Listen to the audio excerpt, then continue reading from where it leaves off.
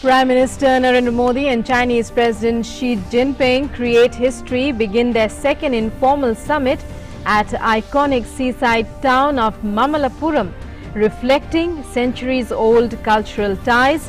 Two leaders to continue their one-on-one conversation this morning will also hold delegation-level talks. PM Modi and Chinese President Xi hold open and cordial one-on-one discussions over dinner at magnificent Mamallapuram Shore Temple Complex. Both leaders resolve to work together to face the challenges of terrorism and radicalization. President Xi says he is looking forward to working with PM Modi on all issues.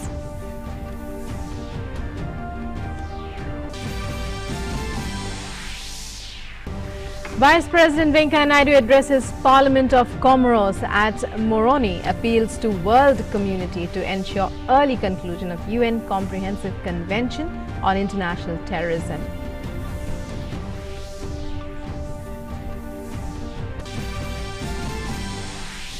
Union Health Minister Dr. Harshvardhan gives away Kaya Kalp awards to hospitals for maintaining high standards of sanitation and hygiene. AIIMS Delhi wins Top Cleanliness Award, bags 3 crore rupees.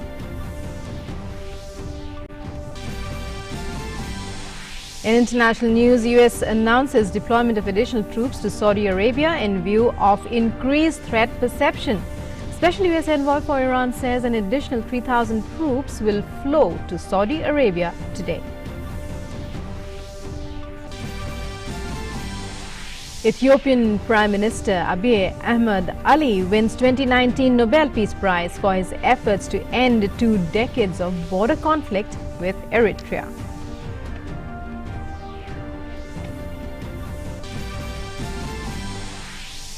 In sports, Indian skipper Virat Kohli hits a double century in Pune Test, declares first innings at 601 for 5. South Africa trailed by 565 runs with 7 wickets remaining in the innings on day 2.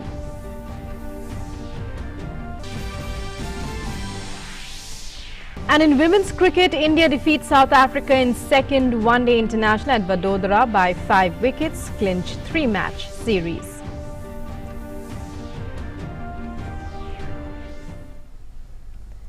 Hello and welcome to this edition of the news. I'm Rukma with you once again, and we begin with updates on Chinese President Xi Jinping's visit to Mamallapuram.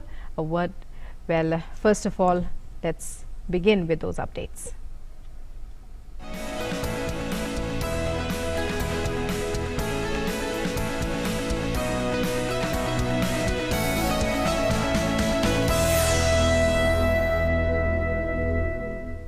In the backdrop of the 7th century monument of Pancha Ratha overlooking the Coromandel coast of the Bay of Bengal, Prime Minister Narendra Modi and Chinese President Xi Jinping took a stroll and sipped fresh coconut water in a relaxed, informal setting, creating positive atmospherics.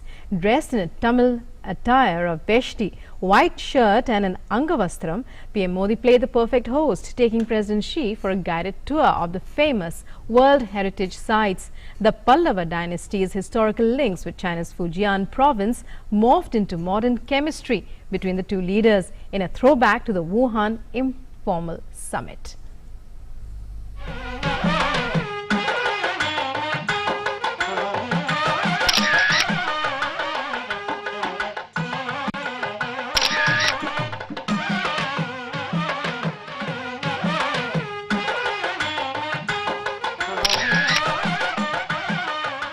Two ancient civilizations, two modern leaders, two Asian giants, and a moment in history, a historic moment. Prime Minister Narendra Modi hosting President Xi Jinping for the second informal summit at Mamallapuram.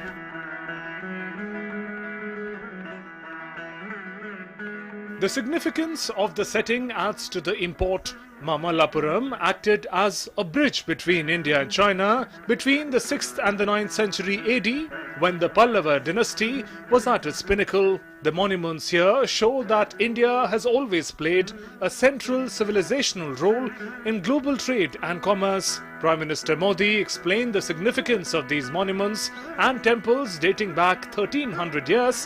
What sets them apart from the other historical site is the fact that they are not museums, they are living monuments.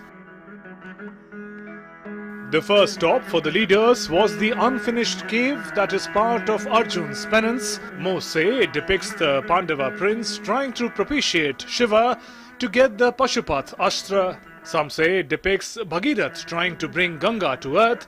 Be that as it may, apart from showcasing India's civilizational heritage, these monolithic rock sculptures also highlight India's ability to live in harmony with nature. At Arjun's penance, there are 20 scenes with animals, but none is of violence or hunting.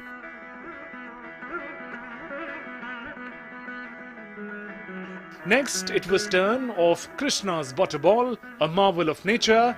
This single rock piece carving defies gravity. PM Narendra Modi and President Xi Jinping stood beneath this gigantic granite boulder, 6 meters high and 5 meters wide, weighing around 250 tons and resting on a short incline. Mythology has it that this symbol of Krishna's favorite food fell from heaven. It is believed that several kings of Pallava lineage tried to dislodge the butterball but failed. In 1908, Governor of Madras, Sir Arthur Law, also failed despite 7 elephants tugging and pulling to remove it. The two leaders walked through the ancient complex of Pancharathas in Mamallapuram. Each of the 5 monuments in the premises resembles a chariot and is carved from a single long stone depicting Dharmaraj Rath, Bhim Rath, Arjun Rath, Draupadi Rath and Nakul Sahdev Rath. Once again, there is a second theory that suggests that Draupadi Rath is actually a Durga temple with the lion she rides standing guard outside. Taking a break, the two leaders sat down to some Nariyal Pani at the Pancharatha complex. This was a throwback to the Chai Pe Charcha in Wuhan, when the two leaders chatted over several cups of tea by the East Lake and then during the boat ride on the lake, the first informal summit.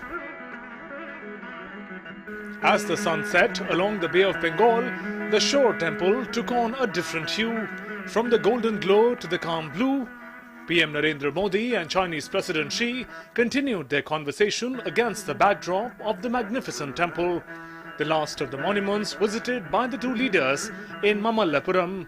The temple is one of the oldest in southern India and has withstood the wrath of nature, housing 3 shrines, of which the prominent ones are dedicated to Lord Shiva and Lord Vishnu. The scenes depicted on the carved walls of the temple depict everyday life, almost signifying the coexistence of the divine and the mortal. The free-flowing nature of the informal summit at UNESCO World Heritage Site will certainly continue and deepen the contacts at the highest level, guiding the future trajectory of India-China relationship.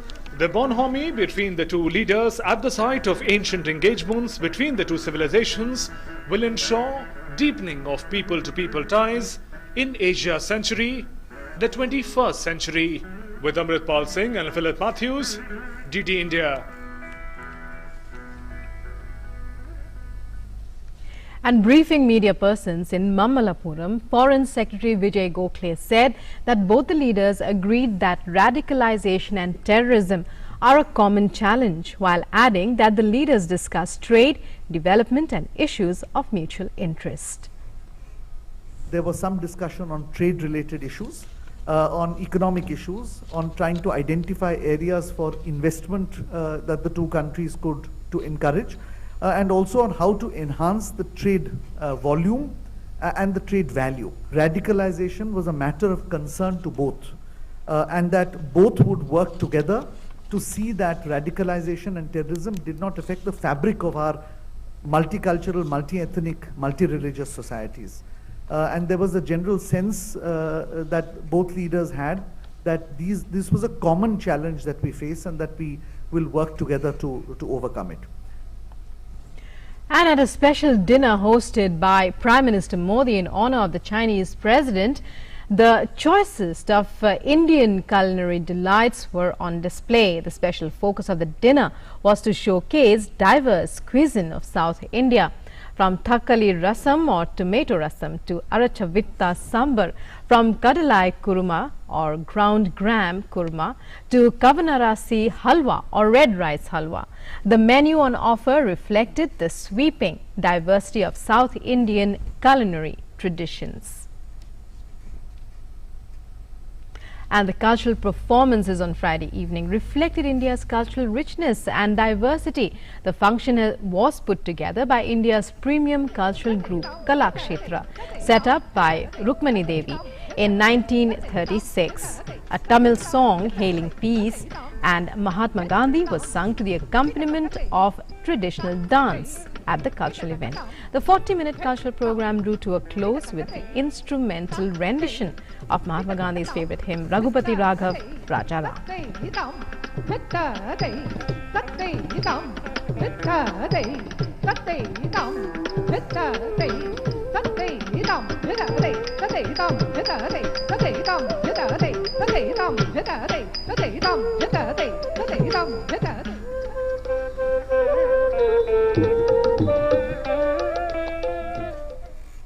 And day 2 of the informal summit at Mamallapuram will see Prime Minister Narendra Modi and Chinese President Xi Jinping hold a tete-a-tete at the Fisherman's Cove near Mamallapuram.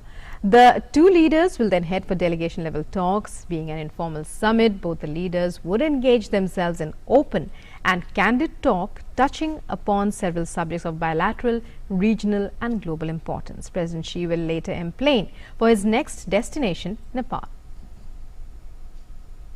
And joining us now is our correspondent Amritpal Singh, who is in Mamallapuram. He joins us on the phone line. A very good morning to you once again, Amritpal. Well, give us your perspective of India's expectations of the proceedings as they will progress today. Well, India's expectations, Rukma, are very, very clear. India wants to build the trust. And that is why the second informal summit here in this beautiful and ancient coastal city of Mamallapuram, and the sort of optics that we saw yesterday was very, very clear that Prime Minister Modi had sort of put out an olive branch for President Xi, reciprocating the hospitality that he received when he was in Wuhan last year. And it was picking up the threads from the Wuhan spirit to work together and make Indo-China ties much more stronger, and to sort of iron out the irritants that exist in the relationship.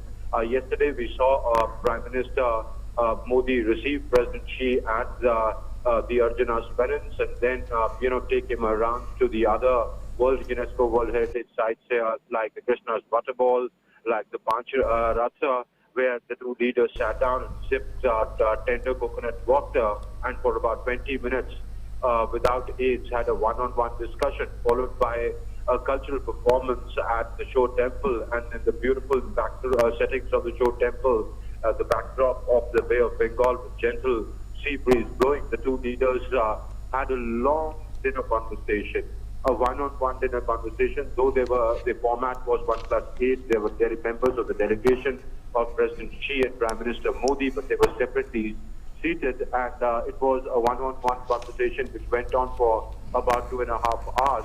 And as the Foreign Secretary was saying, the two leaders touched upon a whole range of issues, including radicalization and terror, which is a common challenge both for India and China, and how it poses a threat to the multi-religious, multicultural, liberal societies like India and China. And the two sides discussed at length how to deal with that, and how to strengthen the resolve to collectively fight that.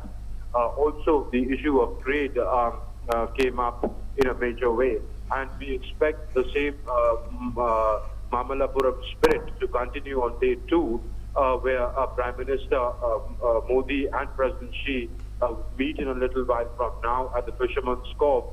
First, they will have a one-on due to be about for 40 to 50 minutes, followed by delegation-level talks where both sides will make opening statements, and after that would also last about an hour, we could expect the Prime Minister to take President Xi for a small walk by the seashore, or if it's too hot here, they might just sit by the seashore, looking at the vast expanse of the Bay of Bengal, which has been historically a connecting waterway for Indo-China trade, especially from this place of Mahabalipuram, which has had trade ties since the Pallav dynasty. It was, in fact, if you remember, Bodhi Dharma, the Pallav prince turned monk who took Zen Buddhism from this land of Mahabalipuram to Fujian province in China. And the Chinese silk came from there, and today the Kanchipuram saris are famous world over, the silk saris. So, it will be in these informal settings the two leaders will be touching upon matters of global, regional, bilateral importance, ranging from defense, security, ties, upgrading the CBM, enhancing people-to-people contact. Right. And terror, of course, will be the mainstay of the talks. Right, Amritpal. Well, we'll have to leave it at that for now. Thank you very much for joining us with those inputs. And in the studios, we have with us our guest for this morning, Prabhu Dayal, former ambassador. Well, very good morning to you, Ambassador, once again. Well, we were just listening to our reporter who told us about how the historical and cultural connect has been brought out more than ever between India and China by the selection of the setting as of Mambalapuram. But, well, there's another significance in the setting as well, two Asian giants, and there's the Bay of Bengal and the Indo-Pacific, stressing perhaps on the responsibilities that India and China share in this regard, in the region. Well, you are absolutely right. And I would like to congratulate Doordarshan for its stunning coverage of the visit and for showcasing the beautiful monuments. I may mention that it is particularly noteworthy that the historical links between India and China in the context of Mambalapuram have been duly emphasized by Doordarshan, and this should encourage Chinese tourists to come to India for seeing such beautiful places.